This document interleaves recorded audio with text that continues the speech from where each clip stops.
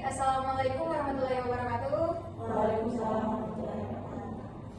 Yang terhormat Bapak Puawdeswadi, SK, NES, MK, selaku dosen pengampu di mata kuliah Etika dan Hukum Keperawatan, dan yang saya banggakan teman-teman sekalian yang telah hadir di tempat ini. Puji syukur kita panjatkan kehadiran Allah Subhanahu wa Ta'ala karena atas limpahan rahmat, karunia dan hidayahnya kita dapat berkumpul di tempat ini dengan keadaan sehat walafiat. Salawat serta salam tak lupa kita aturkan kepada Nabi besar kita Muhammad SAW yang telah membawa kita dari zaman kegelapan menjadi zaman yang terang benderang seperti saat ini. Baik, tujuan video presentasi ini kami buat untuk memenuhi tugas mata kuliah Etika dan Hukum Keperawatan yang berjudul Informed Konsen dalam Transaksi Terapeutik. Perkenalkan, kami dari kelompok 12. Kami dari Prodi 1 Keperawatan semester 4. Selanjutnya, izinkan saya memperkenalkan kelompok saya dan saya sendiri. Perkenalkan, nama saya Catherine. NIM saya 4201 023058 dan ada. Perkenalkan, nama saya Rizka Jol dengan NIM 4201023020 dan selaku pemateri 1. Perkenalkan, nama saya Yaki dengan NIM 4201023052. Saya di sini bertugas sebagai pemateri 2. Perkenalkan, nama saya Sardina Rahmat dengan NIM 4201023050. Di sini saya sebagai pemateri 3. Perkenalkan, nama saya Selma Rahmawati dengan NIM 4201023044. Di sini saya sebagai pemateri 4. Baik, itulah perkenalan kelompok saya. Saya persilakan materi 1 untuk memaparkan materinya. Saya persilakan kepada Kak.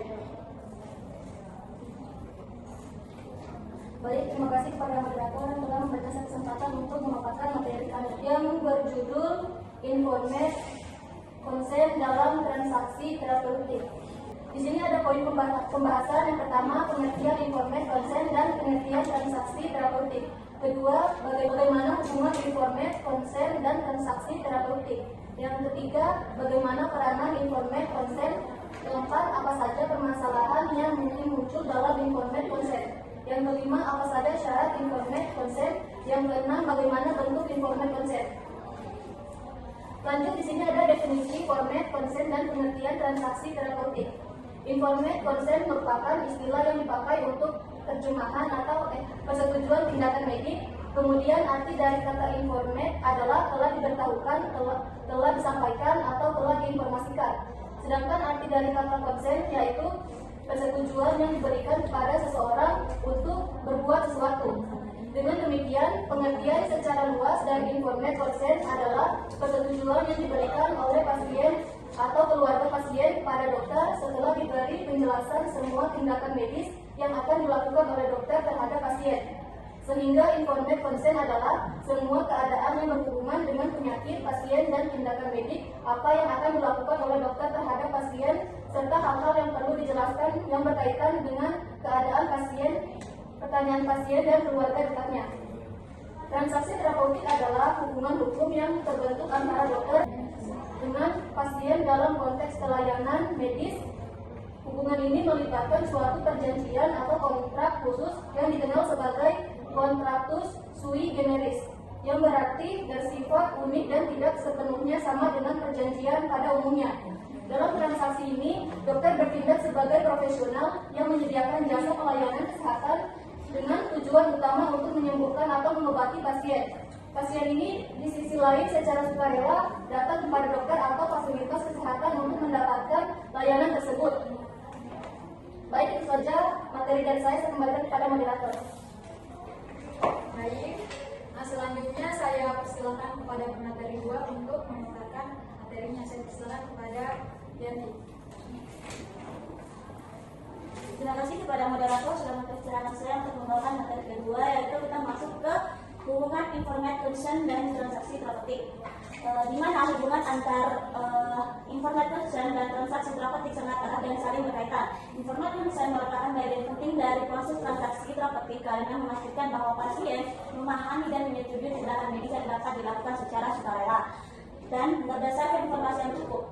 Prinsip ini berfungsi itu sebagai landasan etis dan hukum, melindungi hak pasien dan memastikan bahwa tindakan medis yang dilakukan atas dasar persetujuan yang sah dan sadar dari pasien itu sendiri. Kemudian kita masuk ke peran informed consent, di mana itu ada yang pertama ada satu, melindungi hak pasien. Informed consent memastikan bahwa pasien mengetahui dan memahami semua informasi yang relevan tentang tindakan medis yang akan dilakukan sehingga hak untuk menentukan nasib sendiri terlindung dari hukum dan etis. Yang kedua itu ada menjamin proses pengambilan keputusan yang sadar dan sukarela.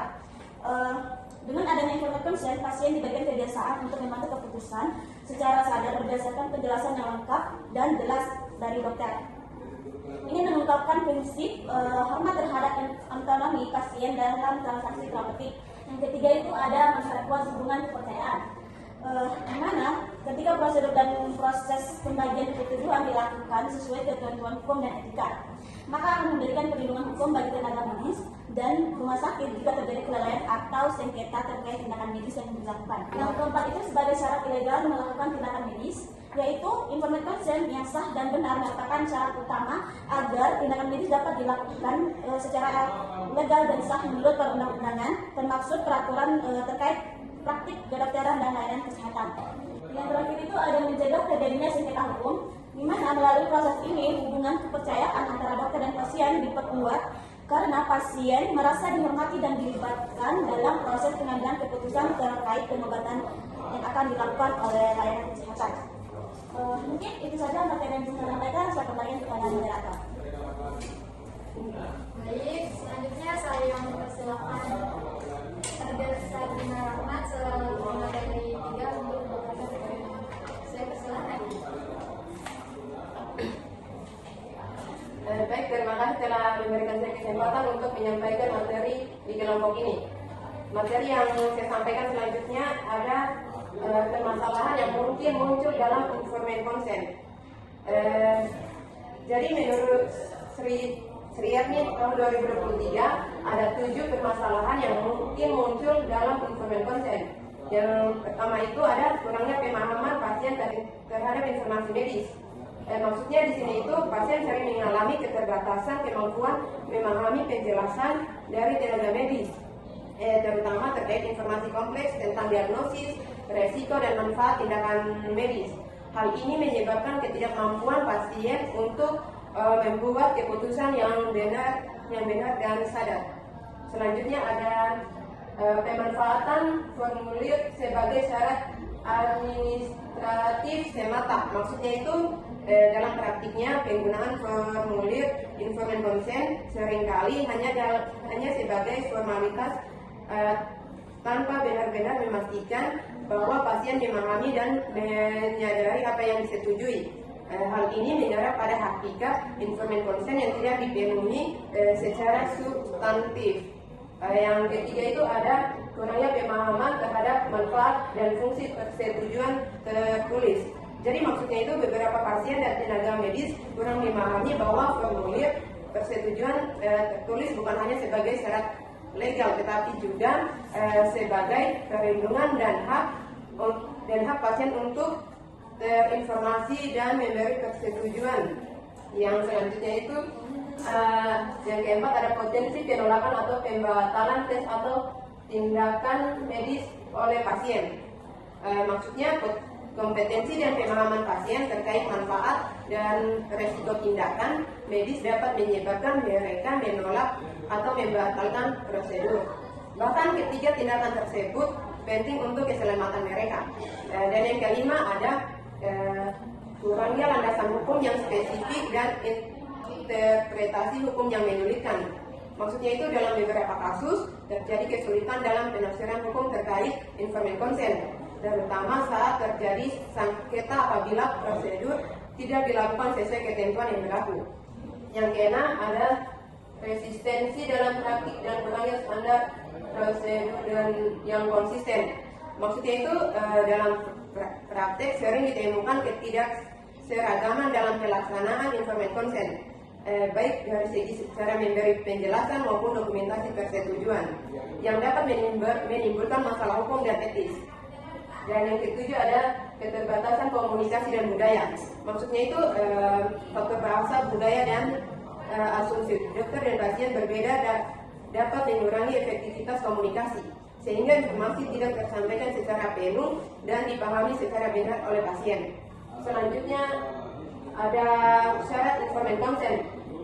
Di sini syaratnya itu ada 8. Yang pertama itu ada persetujuan dilakukan secara sukarela.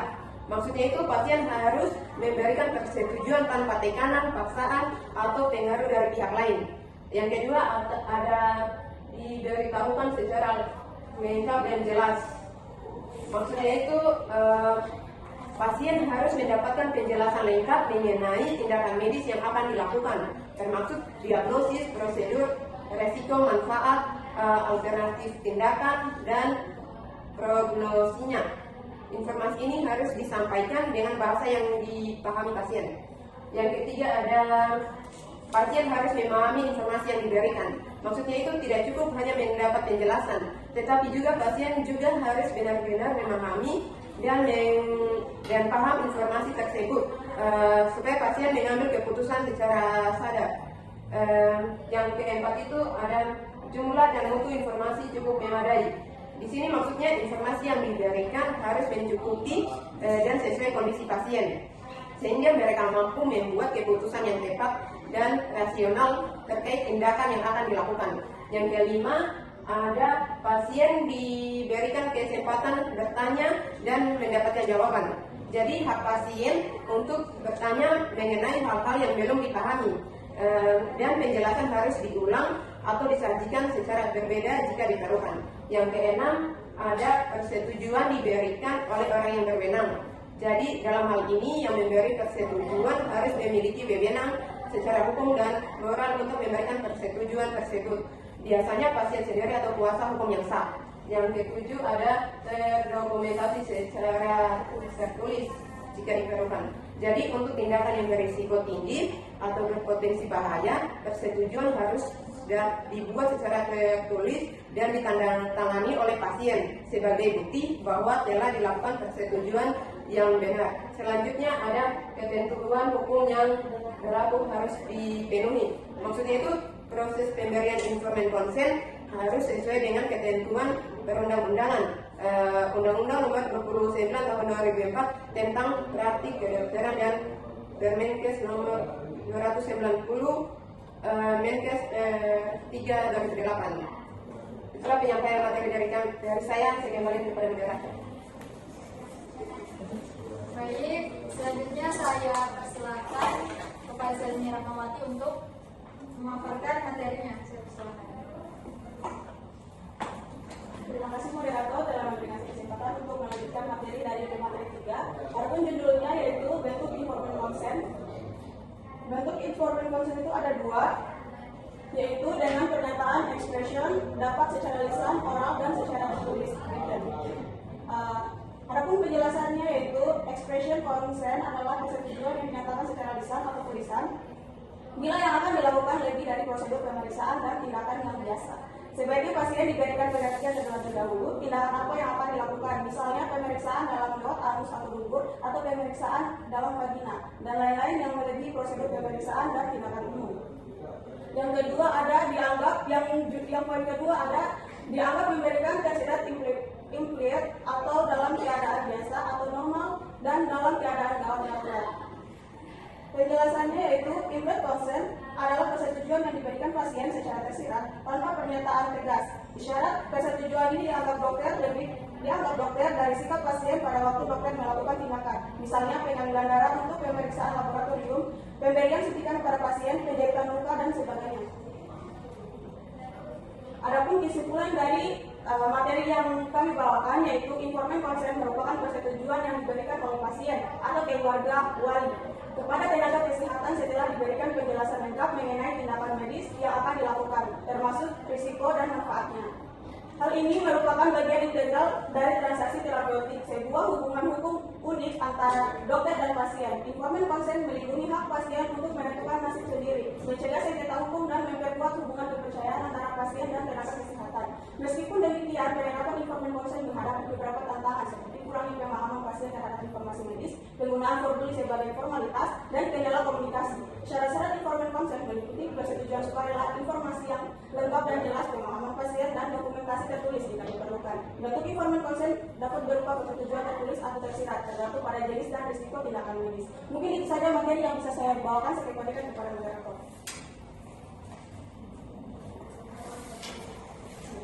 Baik, itu saja pemaparan materi dari kami dan berakhirlah pula presentasi pada siang hari ini. Tidak ada salah kata, mohon dimaafkan. Saya tutup dengan ucapan wabillahi taufiq wal hidayah. Wassalamualaikum warahmatullahi wabarakatuh. Waalaikumsalam.